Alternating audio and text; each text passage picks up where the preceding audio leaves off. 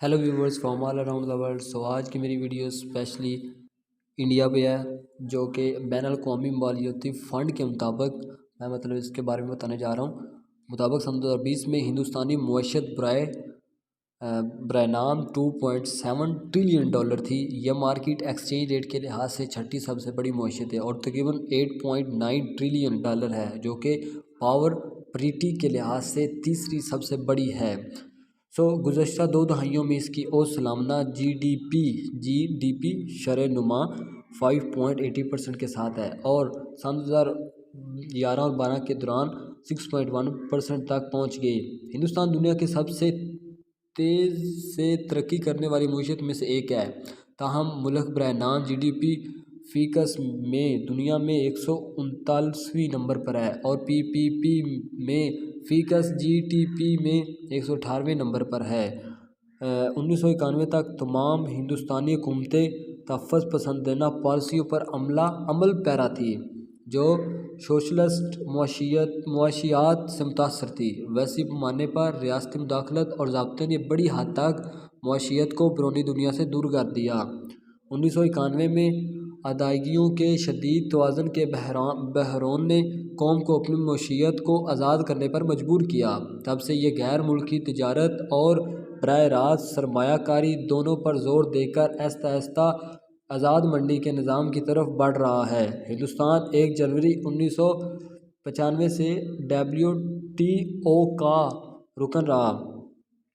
इसका एक और फैक्ट कि 522 मिलियन मजदूर हिंदुस्तानी लेबर फोर्स सन 2017 तक दुनिया की दूसरी सबसे बड़ी है।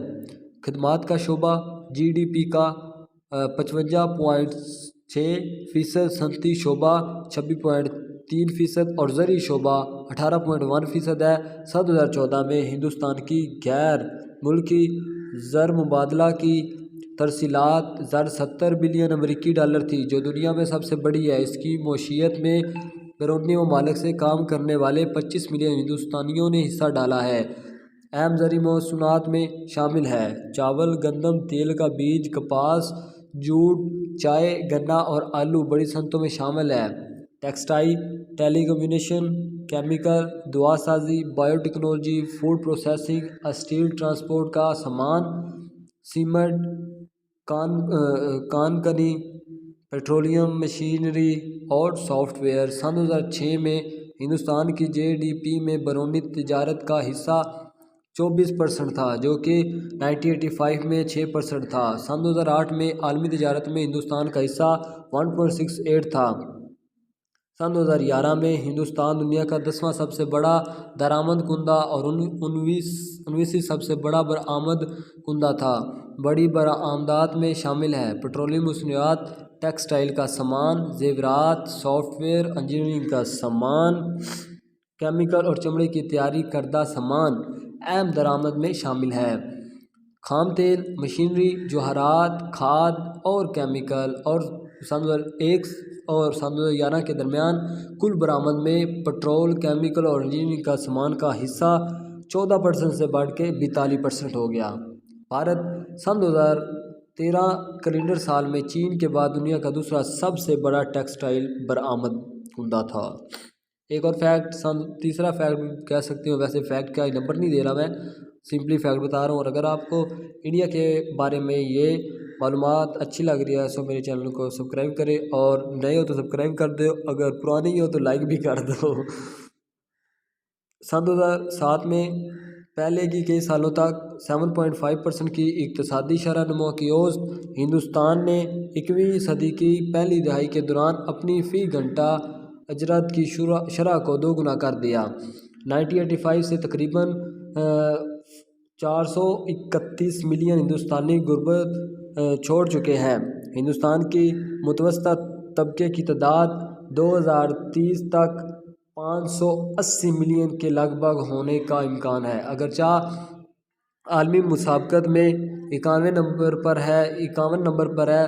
सन 2010 तक हिंदुस्तान कई तरक्की याफ्ता मईशत के आगे मालियाती मार्केट की नफासत में 17वें, बैंकिंग के शोबे में 24वें, कारोबारी नफासत में 44वें और جدت ترازی میں 39ویں نمبر پر ہے۔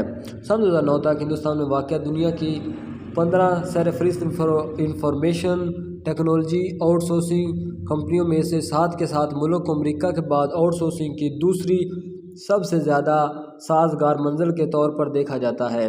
ہندوستان سن 2020 میں گلوبل انوویشن انڈیکس میں 98ویں نمبر پر تھا۔ اس نے سن 2015 میں اپنی درجہ بندی میں کافی اضافہ کیا، جہاں یہ 81ویں نمبر پر تھا۔ ہندوستان کی صارفی منڈی دنیا کی 11ویں سب سے بڑی، سن 2030 تک 5ویں سب سے بڑی ہونے کی امید ہے۔ اگر آپ کو ویڈیو ابھی تک دیکھ رہے ہیں اور پسند آ رہی ہے تو میرے چینل کو ضرور اس ویڈیو کو لائک دیں، چینل کو سبسکرائب کریں۔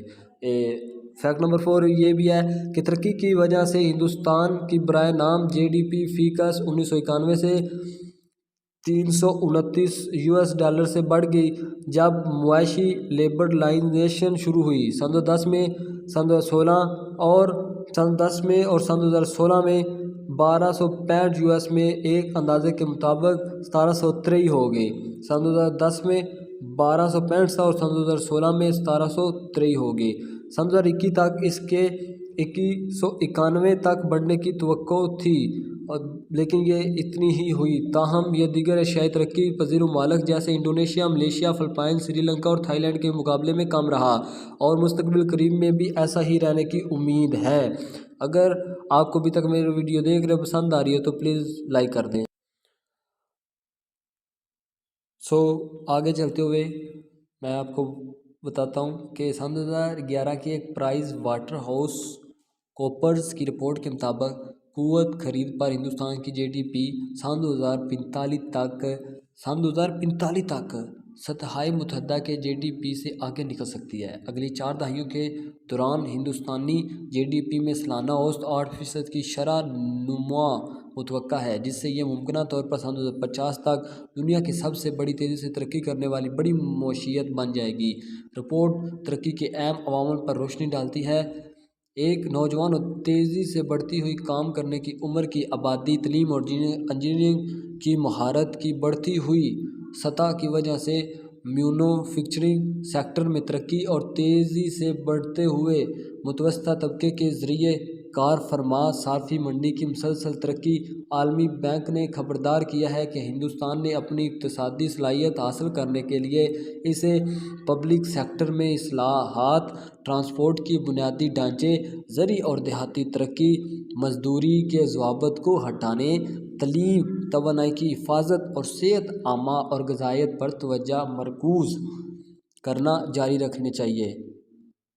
اکنومسٹ انٹیلیجنس یونٹ (EIU) کی طرف سے جاری کردہ worldwide cost of living report سن 2017 کے مطابق، جو سن 2060 پروڈکٹس اور سروسز میں 400 سے زیادہ انفرادی قیمتوں کا موازنہ کر کے بنائی گئی تھی، 4 سستے ترین شہر ہندوستان میں تھے۔ بنگلور تیسرے نمبر پر، ممبئی 5ویں، چنئی 5ویں اور نئی دہلی 8ویں پر ہے۔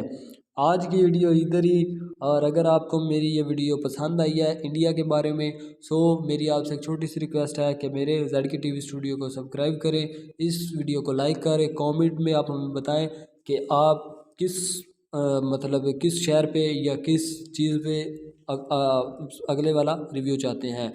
کسی مین پہ بھی کو تو وہ بھی بنا دیں گے۔ اللہ حافظ۔